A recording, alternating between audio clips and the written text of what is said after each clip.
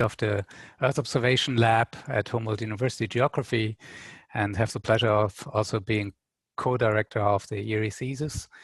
And today is, as you said already, a special session. So we have Peter Verburg as a guest today.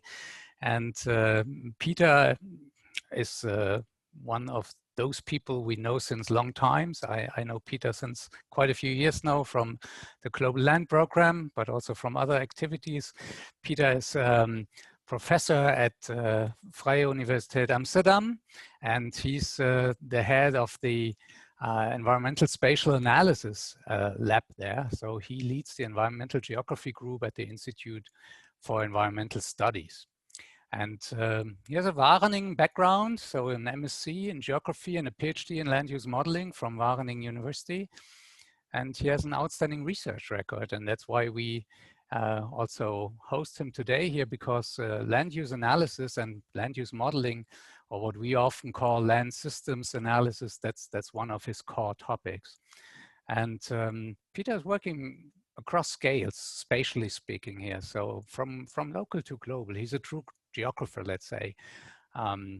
Is strongly interacting with many different disciplines with a focus on spatial analysis, including remote sensing, but also with the social sciences, such as participatory approaches, or with the earth sciences, like, for example, biogeochemical modeling. So it's a truly, I would say, interdisciplinary endeavor that you run, Peter, and I'm therefore also looking forward to what you're going to present to us today.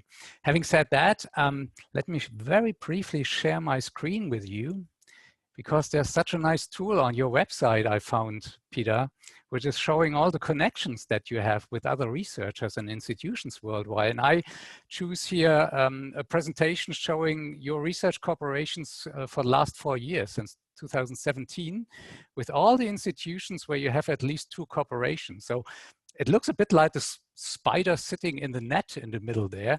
So what I actually did is to boil that down a bit. I hope you can see the next slide. So if you boil it down to where you have 6 or more connections to a research unit, then it boils down to a few less, and Humboldt is among those. So that's a great way of showing that there are quite a few connections. And for example, you are working together in the coupled context with people like Tobias Kümmerle and Jonas Nielsen, many others. And there's a very strong connection to the WSL in Switzerland. And with that, I would like to end, because you at the moment a visiting researcher there, and I could imagine that there are some related topics that you will show us here as well. So with having said that, stay all tuned to Peter, because he will have an interactive part in between.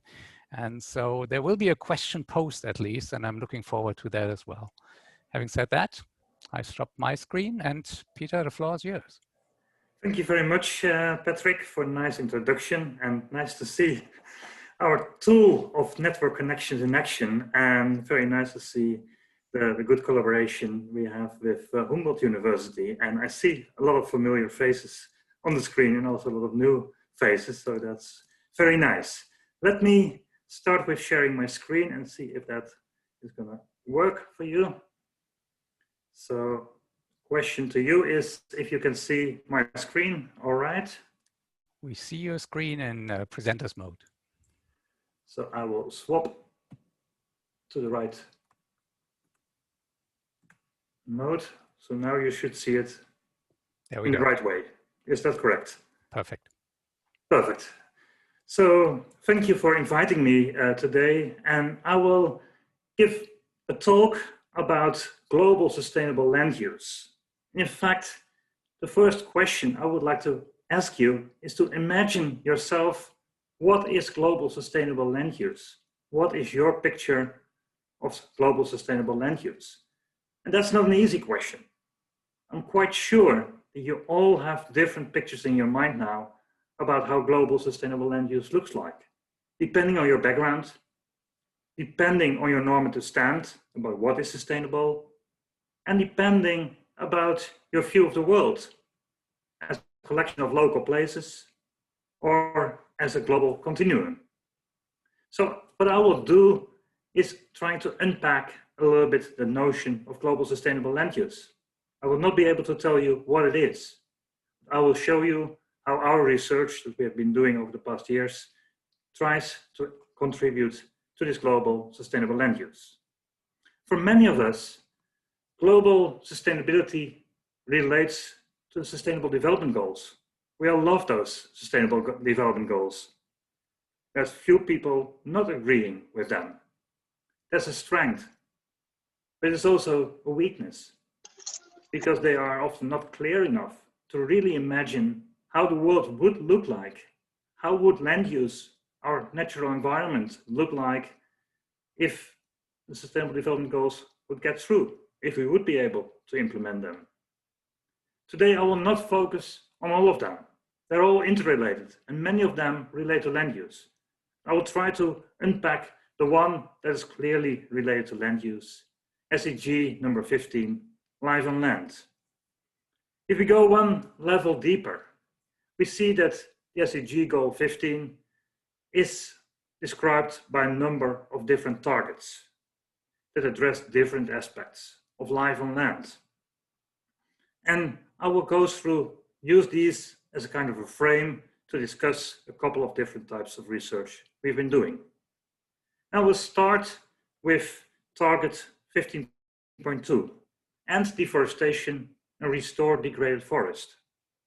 And one of the tools that is responding to this target is the voluntary corporate sustainability commitments. These are companies, big companies like Unilever, Cargill, and a lot of other ones that voluntarily adopt a commitment of zero deforestation. But what does it mean? Even if these would be fully implemented, if all companies would adhere to these, how would the world look like? Now, first, we have to analyze what these zero deforestation commitments mean in reality. And there's a lot of variation. Every company describes it in a different way. But what we see is that in most of those commitments, either or both the HCVF or the HCSF, the high conservation value forest and the high carbon stock forest, are used as a way to define what is a forest that should not be deforested. The high conservation value forest includes criteria around high species diversity, intact forest landscapes, high biodiversity significance, high importance for ecosystem services, community needs, referring to indigenous areas, and cultural values. What we tried is to map on a global scale which forests would fall under these commitments, which of the forests around the world fulfill the criteria that are frequently used in those commitments.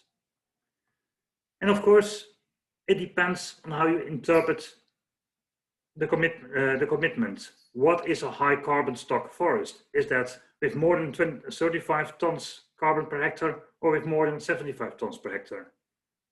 Thus, the commitments also differ in how many of the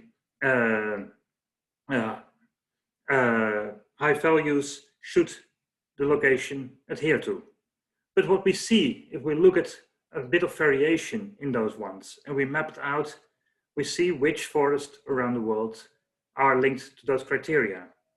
And independent of how you look at it, in all those maps, you see still quite a lot of red. Forests that are not falling under these criteria.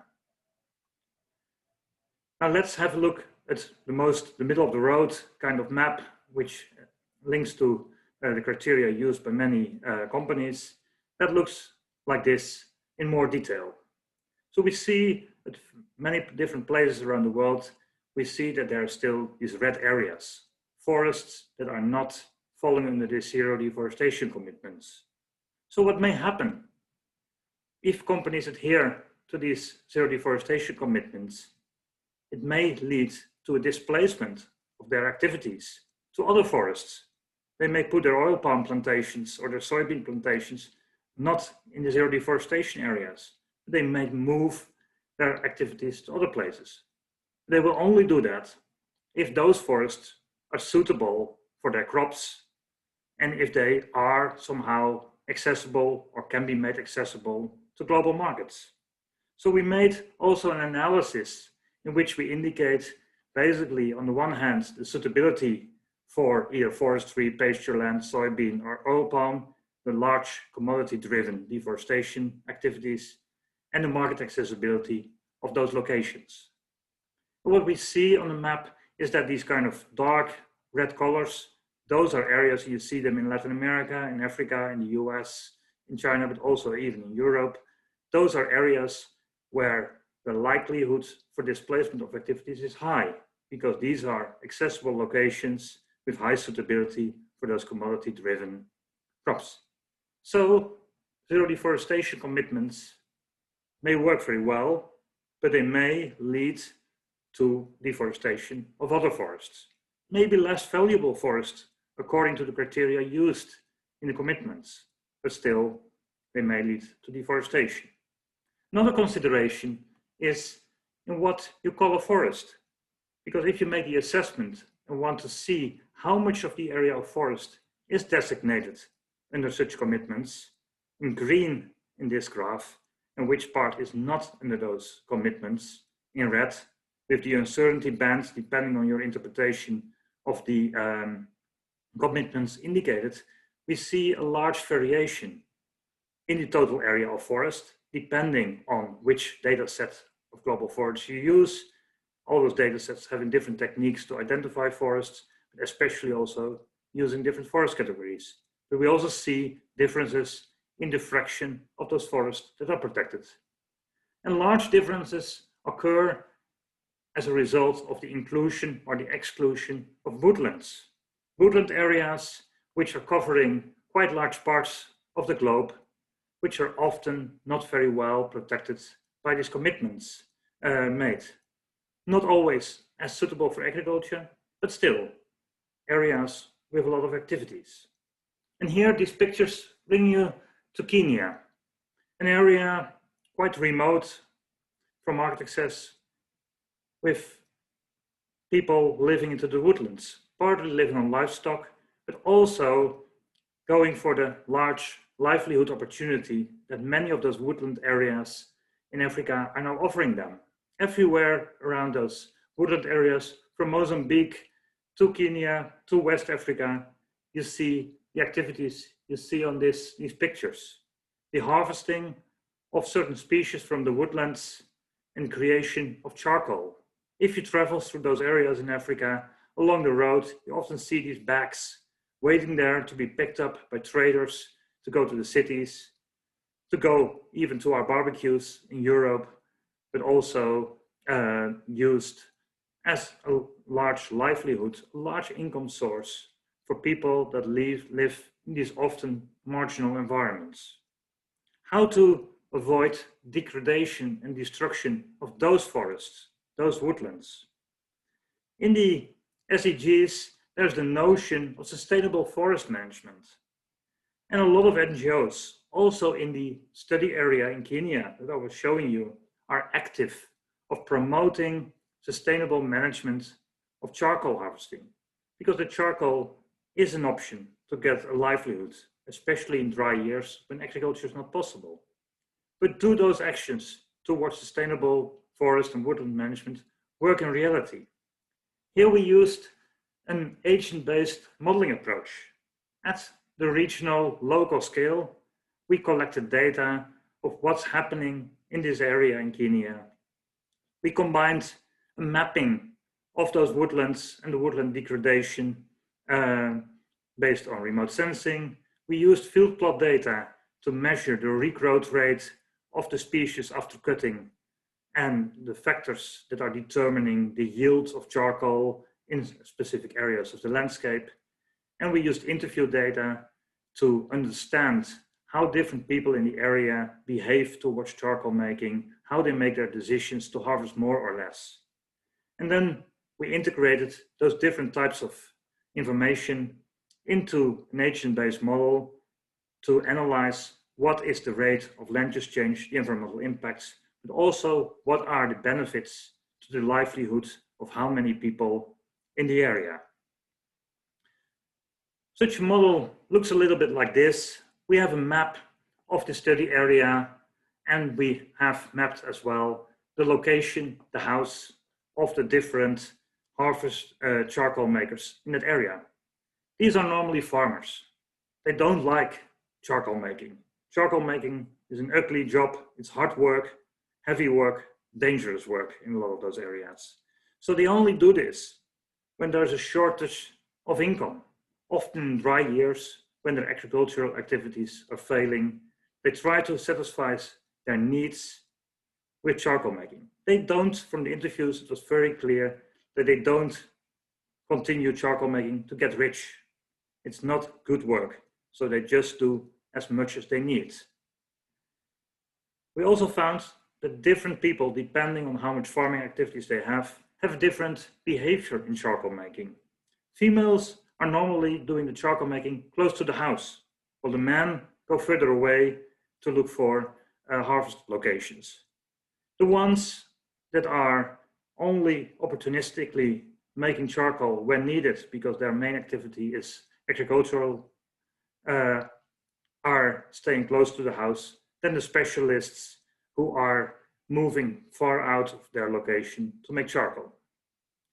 We included the regrowth rate of the harvested area under normal management and under so-called sustainable management, where grazing of the woodland areas is avoided, where selective harvesting is taking place, where more attention is to get a better yield, and where replanting is happening. We accounted very strongly for climate change and climate variability, because these areas are getting slowly drier, with more occurrence of dry years when livelihoods need to be supplemented by charcoal making. And we accounted for the inflow of migrants to these areas. Putting it all together in a model, we get results like this. Here you see how the green woodlands areas are slowly degrading into these yellow areas, which we call transitional woodlands, strongly degraded woodland areas. We see that over this period of 20 years, basically the whole woodland area is disappearing in our base scenario, which accounts for climate change, but also accounts for the rest of the current way of making charcoal. We see that over this period, for the longer run, the number of charcoal makers is relatively stable. A large number of people in the area are benefiting from making charcoal. Only at the end, when the resources are scarce, the number of people engaged in charcoal making is decreasing. Now, this is not a bright scenario. This is purely degradation. And we played with variation in climate variability and so on. And you see the error bands. All the results were pointing in the same direction. Now, what happened if we embed the activities of sustainable woodland management on which NGOs in the area are spending a lot of money, trying to favor higher charcoal prices so people have to harvest less to satisfy their needs, encourage higher charcoal making efficiency in the pits so that there's less wood lost, so there's higher yields of charcoal and more income, and to encourage better regeneration of the vegetation by protecting against grazing and replanting. But what do we see? We see a difference. If we compare the base scenario, the blue line, with the sustainable management scenario, we see that the woodland area is decreasing less fast. But we also see that, more people are still able, in the end, to make a livelihood of charcoal. But what's happening here? Why doesn't it really stop the degradation? Because of the process of that there is a larger number of people willing to engage in charcoal making. In a drier climate, it's the only livelihood option. And if in the neighborhood of people there is still vegetation available, they will engage. So rather, the positive effect of the charcoal making on prices is counteracted by the influx of more people making charcoal. From a social point of view, it's positive because more people have a livelihood option through this sustainable management. But in terms of the degradation of the forest, the results are only minimal. And these things are not always considered by the NGOs aiming for this kind of sustainable management, that sometimes these good inputs are counteracted by the negative ones, and a model environment can help to balance those things. Now let's go to the next target, target 15.3, which states end the certification and restore degraded land. If we go to more details of this target, it embraces the concept of land degradation neutrality, LDN, which is the trademark of the UNCCD, the United Nations Convention to Combat Desertification. And what does LDN mean? It's a principle in which countries, and quite a lot of countries around the world, have adopted an approach in which they promise to counterbalance degradation of land and soil by improvement, restoration of land. So while they acknowledge that you may still lose land due to deforestation, road building, urbanization, erosion, they also say that's okay if needed, but then you'll have to counterbalance that to achieve a no net loss. But always engaging in what they call the mitigation hierarchy, first trying to avoid or reduce the amount of degradation, and then aiming at counterbalancing the unavoidable losses by reversing it. Now this sounds like a focus on land degradation, desertification, degradation, but in its implementation, it's much broader, because the degradation and improvements are measured and monitored based on 3 variables: the soil organic carbon, the net primary productivity, and the land cover change. So also this mechanism in SDG 15.3 includes deforestation and loss of productivity as an important measure. And a specific part in the implementation of this mechanism is that it uses a binary approach. It doesn't matter how much you use, as long as you lose something, you have to compensate it with something else. And it doesn't matter if it's organic carbon that you're losing, or productivity, or land cover change. One out means all out, so you have to compensate. But this is an interesting mechanism, and there's a lot of literature on it. But we have no idea how the world would look like under LDN if we would really implement this. And a lot of countries committed to doing that.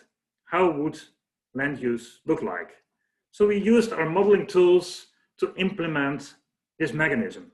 And that's not easy, because most modeling tools, land use models, are not looking towards achieving neutrality in soil organic carbon, primary production, and land cover change. So we had to basically change and do a lot of new modeling work to make that possible. So we included basically all those rules of this LDN mechanism in a modeling environment, and then we tested it on a large country. And we chose Turkey for that as a rule, because Turkey is one of the countries that's very active in implementing this SDG. If we look at the simulation results, we see the following. On the left-hand side, we see a standard scenario. We used the SSP2 scenario, which are the IPCC scenarios that describe basically SSP2, a business as usual in terms of population growth and consumption. So under that conditions, what we see here, that Turkey, without implementing this LDN, they would see mostly land use change processes that are related to degradation, intensification of crop production, deforestation, some reforestation happening, but largely a degradation, according to the rules of the LDN monitoring framework. If we include LDN in the model, we see that the mitigation hierarchy is not very well fulfilled in the model. We see the same amount, 23% of the land surface in 40 years' time, or will see a degradation. But in this case, it is compensated for by an increase of restoration activities on 23% of the land area as well. Now, how does that look like on the map? On the left-hand side, you see a current land systems map of Turkey, where you see in the north some forest areas and all kinds of mosaic of low intensity annual crops, mosaics of crops and grassland. And you see how under a normal SSP2 scenario that land use would develop. That doesn't look like a lot of change, but if you look more closely, you see that especially irrigated systems are expanding very strongly in the area, the light blue areas, and there's quite a bit of change towards intensification of agriculture to meet the demands put on this scenario. Including LDN as a mechanism, you see a lot of change happening. The model had difficulty in finding a solution that would respect the demand for food and at the same time respect the conditions of land degradation neutrality. When I showed this picture at the UNCCD, they were rather shocked. Ooh, is this what LDN means? Yes, if you really fulfill the criteria of LDN, this is one of the possible solutions. There's not many other solutions to both meet the different requirements put on a country. So this is a first visualization of how a country could look like if they would really fulfill this SDG target. Now, how would the world as a whole look like? Here we did also a modeling exercise. We made it a little bit simpler. The full neutrality mechanism is computationally very complex to fulfill on a global level, and especially as it is a national level implementation that most countries choose, it doesn't make a lot of sense. But what we did is collecting for the globe all the commitments that are made to restore natural vegetation, avoid deforestation by the different countries. If we look how land use globally could develop under a standard scenario again, this is how the globe could look like in 2050. Just go swap up and down so you can see how land use is changing. A lot more dark red, urbanization, peri-urban areas. Also, you see that the light yellowish orange colors of cropland, meaning extensively managed cropland, are getting more bright, meaning more intensively managed croplands. You also see that the world is not getting a lot of greener. Actually, quite a bit of green is turning into orange colors, being more cropland oriented. If we would achieve all our restoration targets and regreening targets, the model could not find a solution. We were running the model and no way we could find a way where we would meet the food and agricultural demands of SSP2 as well as all the restoration targets that we have set. The model simply said no solution. So what did we do? We said, let's see if under another scenario, the SSP1, which is more an environmental friendly scenario with lower dietary requirements, we can meet those targets. And yes, we managed. Under the SSP1 scenario, we could achieve the targets. And if we compare those worlds with and without, we indeed see a lot more green. This is maybe a nicer world. But what we also see is that there's trade-offs. Look at West Africa, look at some other places, a lot more darker orange colors, because there's still a high food demand. There's still intensification and expansion of agriculture happening in those regions. So meeting those restoration targets comes with trade-offs, even under an adapted dietary and population growth scenario as the SSP1 has. Now going to the next target, target 15.4, ensuring conservation of mountain ecosystems. I didn't feel I can say a lot about that. Coming from a flat country largely below the sea level, with mountains that are mostly former waste dumps, I don't want to treat this topic. So let's go to the next one. Let's go to the topics, target 15.1, target 15.5, which deal with conserving and protecting biodiversity and ecosystems. This relates very strongly to the work also of the Convention of the Biological Diversity, another UN agency. And they are at the moment in the process of putting up new targets of how to achieve these SDGs. How can we, according to their vision of 2050, live in harmony with nature? How does the world look like? And if we go through the literature, and this year we did a synthesis effort of looking what are the targets for achieving these goals, we see that there is quite a lot of variation. Some people claim that we should reserve half of the earth for nature, half of the earth for people.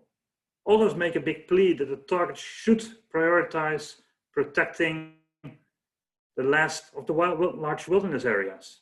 Others focus on protecting nature in working landscapes, in agricultural areas, and integrating those things.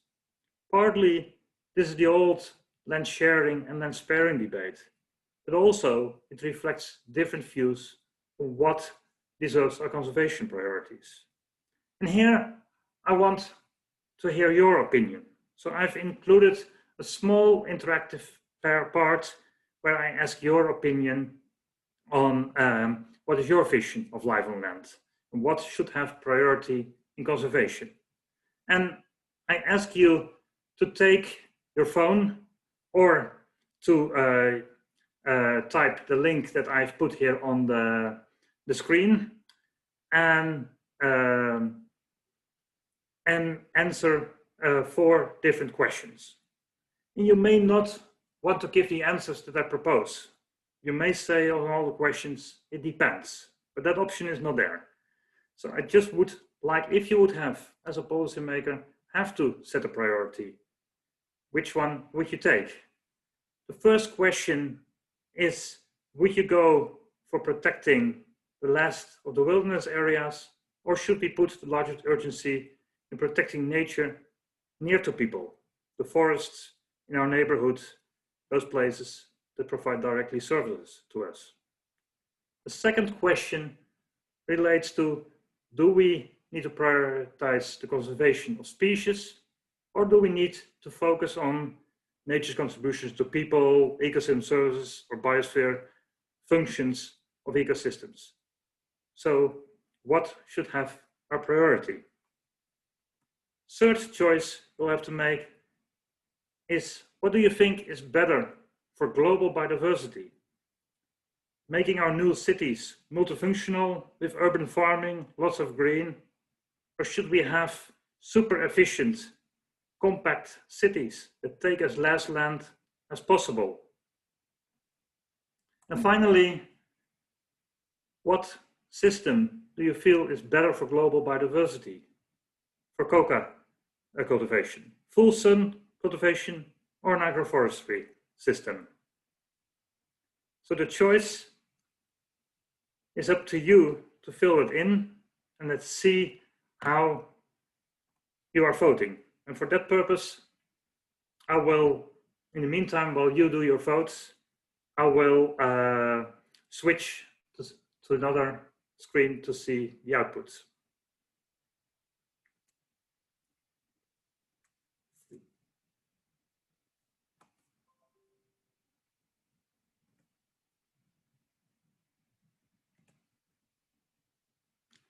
Can you see the results on the screen?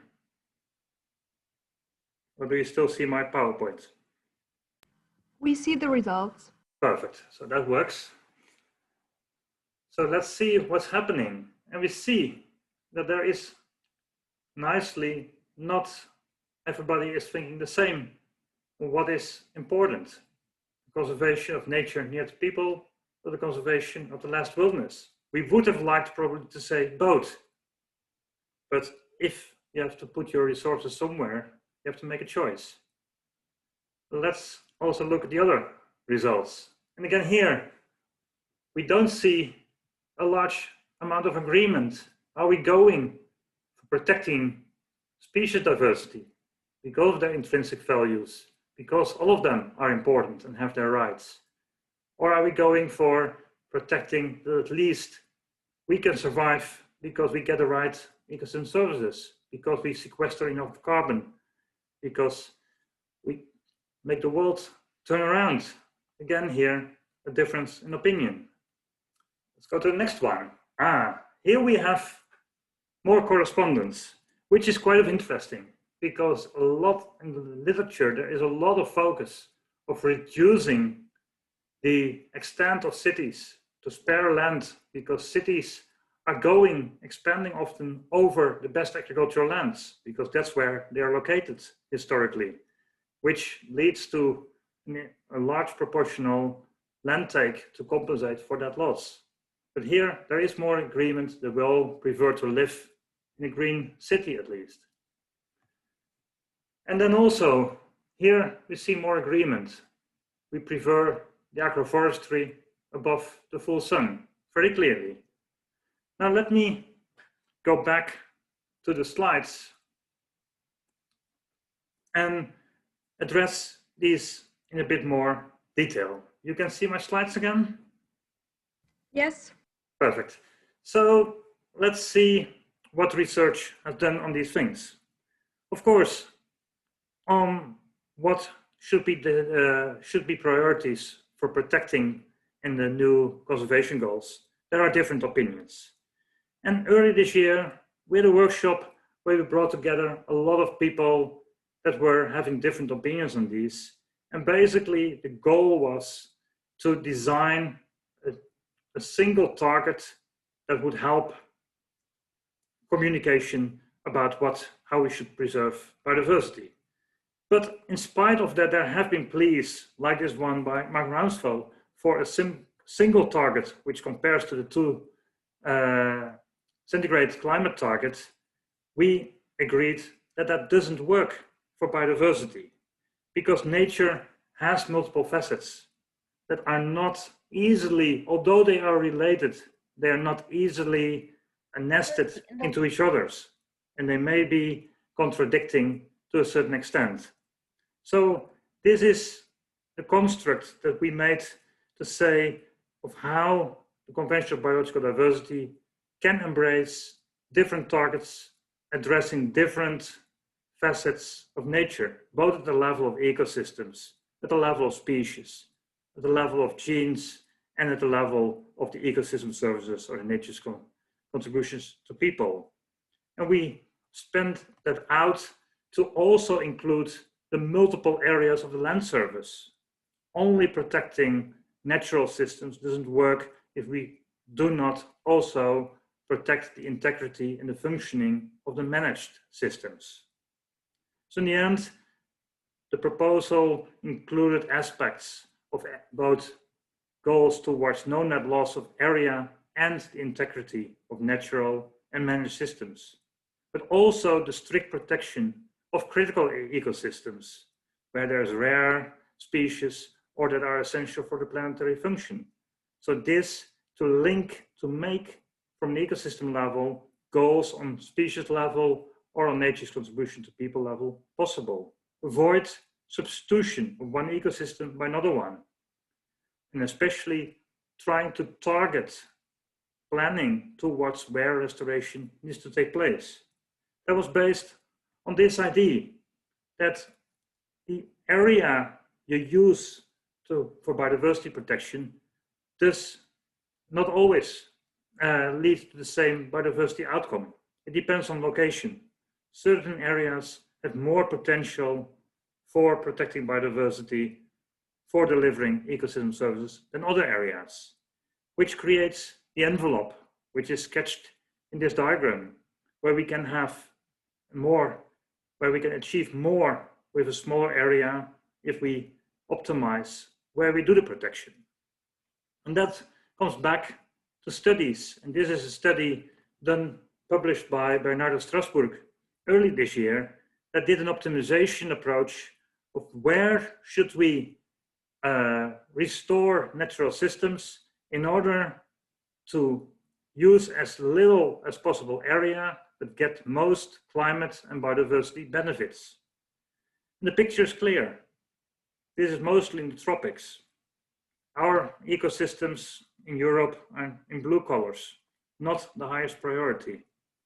This corresponds with an earlier study towards the former CBD goals, the HE targets, where also priority areas for having expansion of protected areas were identified. Again, a lot of the red colors, the highest priorities, are in the tropics.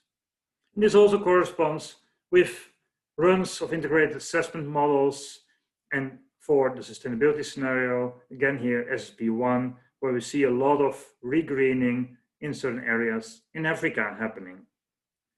But this is also a little bit of an issue, because is it justice to put a burden of biodiversity conservation to a smaller number of countries that are often densely populated, that do not have the resources? Isn't this too easy, or is this not simply a reflection of a history of degradation in developed countries, where it's more difficult now to restore biodiversity with only small areas of land? So there's a lot of questions that can be asked about putting such a target down on paper, on what it means in reality. Now going to the question, if we have to prioritize the conservation for species or for the ecosystem services. And this is, again, a difficult question. It starts from the notion of the relation between ecosystem function and species richness, where we often see a leveling off, leading to a redundancy of species. Species having similar functions as other species, so not directly leading to a higher ecosystem functionality, although playing an important role in the resilience of the system.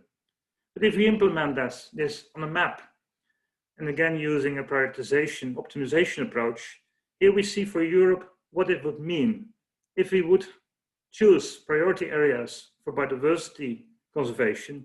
We get the areas that are in orange on this map. If we focus on cultural ecosystem services, we would select the yellow areas. If we would focus on regulating services, the blue areas would be most worthwhile protecting. Synergies are found in red. That's areas where the protection is good for both, or optimal for both biodiversity and for ecosystem services. The most important thing, what we see here, is that these are not arbitrary choices. What you focus on and where you put your priorities makes a difference in what you protect in a geographical scale. Then going to the cocoa system, the full sun versus agroforestry. Again, the answer would be, it depends. We did an assessment to compare different methods for analyzing the differences in those methods. We used standard life cycle assessment, often used by companies, and we compared that with a more full-fledged spatial analysis of what may happen under different scenarios. And we analyzed the impacts both in terms of per hectare and per kilogram of product. First, on this difference, here we see the difference. It's a little bit of a complicated figure, but what you see in the reddish colors is the contribution to the impact per kilogram. In the bluish color, we see the contribution to the impact if we calculate per hectare. What we see is that often, if we calculate per kilogram, the impact of agroforestry is worse than of full sun, because the agroforestry systems, especially, and this was an assessment for Ghana, where the agroforestry systems have a lower yield than the full sun systems. And that's even while they perform better often on a per hectare basis, they perform worse on a per kilogram basis, because you need more hectares to produce the same amount of cocoa. Now, if we start adding the spatial component for assessing the impacts on carbon and on biodiversity, we see a different picture. There it starts depending very much on how your future works like, how much expansion of the different crops is there, how much competition of different crops is there, and how much push is there for agroforestry versus full sun systems. So we analyzed 3 different scenarios that combine these uncertainties. And then what we see in a figure is this, that the impact on carbon on the left and on biodiversity on the right depends a lot on the scenario, on the context. But what we see more is that the top bar each time is the impact according to a life cycle analysis method, or the second one is if we include also the spatial direct and indirect land effects. We see that there's huge differences, especially in more complex scenarios like the green development scenario at the bottom. The impact can be opposite if we assess this with a non-spatial method versus with a spatial method. So the question of which system is more sustainable and better for global biodiversity depends on how you measure it. It also depends on the contextual developments of land use change in the region. So a complex answer, which is not a straightforward answer, but also the messages is that, of course, we love our agroforestry, but you have to do it in the right way. And you also have to manage the context to make it deliver. And you have to avoid and be very critical on papers that make an assessment not taking the full account of all the effects, because your result can be very different. And a lot of the corporate businesses are using life cycle assessments, which is very unsuited for this type of spatial problems. The final topic I want to shortly talk about is the governance. Who is deciding? Because we talk about priority areas, areas that should be taken, agroforestry that should be implemented. But land is a strange thing. We do not own the land, and we own the land. Land is owned by a lot of different people around the world. We set rules as a government, but we also have different agencies playing a role, which often leads to conflict. Lands are privately owned, but producing public goods, which makes it very complex. How to govern land. Land governance has multiple aspects. There's land use planning that accounts for the environmental priorities that we were discussing about, the economic priorities, but also the social justice priorities. There's land tenure, the right to use the land, the right to access the land, the right to control the land. And there's all kinds of land-based interventions, policies that constrain certain things, that enable things or incentivize things, which leads to an enormous complexity of achieving things. And this leads to not so many easy things. Is land tenure, everybody having an equal share of land and managing his own land, always the best solution? Look at this picture. Is the left-hand side with many smallholders, each having their own land, but living in poverty because not having the means to invest enough on the land, is that better than the right-hand side, where the land is managed by a big landowner, very productive, needing less land for a lot of production? It's not that simple to answer that question. There's many aspects to that. That's land governance. And often it's seen that land tenure is the holy grail, because increased land tenure security can lead to more investment in sustainable land management, because people have an ownership.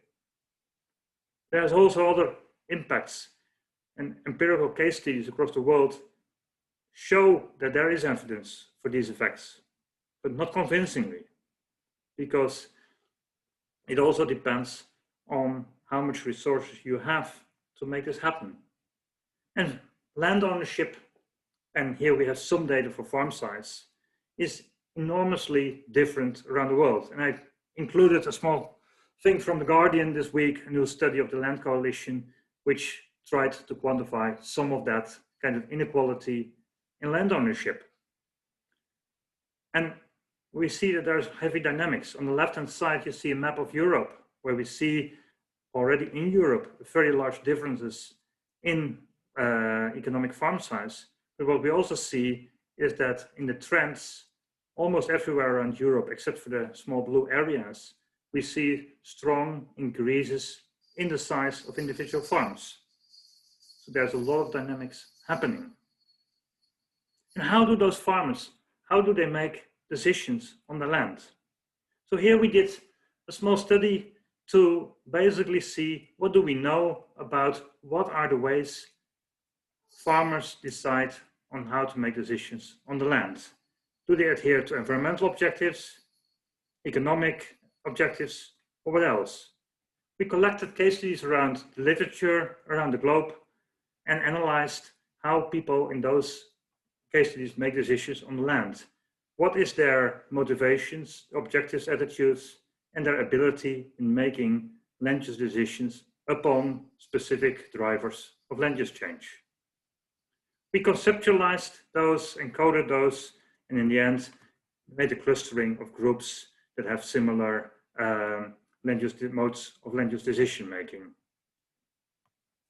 Here you see the results. We distinguish groups of farmers that are mostly dealing based on survival and those that are 100% working based on economic objectives. And those may be driven by more environmental objectives. Just to show you one example in more detail, you can see how their ability, the land size, is related to their mode of decision making and their attitudes to different things. So where do we find those different types of farmers? For each of the case studies, we could color them on the map, but that doesn't give us a full map. So what did we do? We related those to contextual conditions. Does market access, population density, terrain, fertility of the soil determine where we find what mode of decision making? Yes, we found strong relations between the type of decision making and these contextual variables, which allowed us to extrapolate maps for finding a likelihood of finding a specific mode of decision making until a summary map where we see a colorful palette of different types of decision making in different places of the world. A very important observation in studying this literature was that mostly decision making is described in literature in case studies based on the farmer, the primary decision making, ignoring the chain of actors that is influencing the farmer in making his decisions up to the consumers, us in the system that are impacting and constraining the options and motivations of the decision makers in the system. This is important because what we see happening is a shift in the role of different actors in the land governance. While in this diagram you see a conceptualization of the role of the smallholder farmers where the land manager is holding primary control rights of the land. We also see the influence of the state and the influence of the value chain actors. And we see that new emerging phenomena like the large-scale land acquisitions are much stronger determined by the value chains than the original subsistence-focused farms. These new dynamics of value chain coordination and land control dynamics, like the transfer of land control rights, but also the lobby power in agricultural policymaking, are all symptoms of a shift from the primary land managers towards more value chain coordination and land control transformations. We know a little about that. We know a little bit where we find the large-scale land acquisitions, but where do we find supermarkets making contracts to farmers? Very little evidence in the literature of where these kind of contract farming are getting dominant over land use.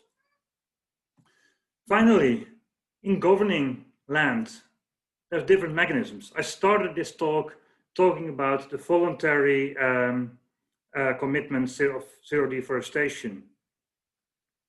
But there's many more tools that we have in dealing with these complex land governance issues, from trainings to bans and moratoria, different levels in the response hierarchy, different types of tools. To conclude, I use the SDG 15 to illustrate the wicked problems of achieving sustainable land use. Sustainable land use is a normative construct, balancing trade-offs. We all make our trade-offs individually. The trade-offs are largely a consequence of the land scarcity and the high demands. And in a lot of our research and a lot of our conservation, we do not look at the justice dimensions of what we do where and how it affects different people. It's essential to focus on the land governance mechanisms and the decision making, as you cannot decide on the land use on a high level. We love the SDGs, but we have to indicate how we can achieve those. So the big tension field is that we want a lot, and the SDGs make us seem, that's why we love them, that we can have it all. But in the end, in dealing with a scarce resource, we may have to reframe the notion of land sharing and land sparing in a way that we spare the land, not just by intensification of practices, but by lowering our consumption levels to take the pressure off the land resources. And we need to share the land by navigating the trade-offs and achieving just distributions of power and access to the goods and the services from the land. And with that, I would like to thank you for your attention. Thanks a lot, Peter, for a great talk, for a talk that is both broad and deep at the same time, taking us on a journey around the globe from local cases to global issues along the lines of SDG 15, but not on SDG 15, but much beyond that. And you see a lot of clapping hands. That's not substituting a full room with 1 or 4 people clapping their hands, of course, but it gives you an impression that people like to be here and to listen and to learn.